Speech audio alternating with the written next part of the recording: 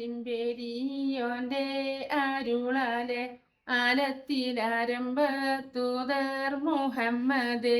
തങ്ങളും തങ്ങള സിഹാബിമാരും കൂടി മദീനത്തെ പള്ളിയിലിരിക്കും സമയത്ത് ചായാലൊരു പക്ഷി വന്ന് സലാം ചൊല്ലി കേൾക്കണ ഖ്വാജ സാഹിബിൻ വസിയത്ത് നേരം സുബഹിക്കും മുട്ടയൊന്നിട്ടു ഞാൻ നേരം ളുഹറിനും മുട്ടയൊന്നിട്ടു ഞാൻ നേരം അസറിനെ കൂട്ടിനായി ചെന്നപ്പോൾ എൻ്റെ ഈണപ്പക്ഷി ആട്ടി പുറത്താക്കി ഇട്ടുള്ള മുട്ട ഹലാലോ ഹറാമെന്ന് രണ്ടും നീ ചൊല്ലിത്തീരിക്കണം പക്ഷിയെ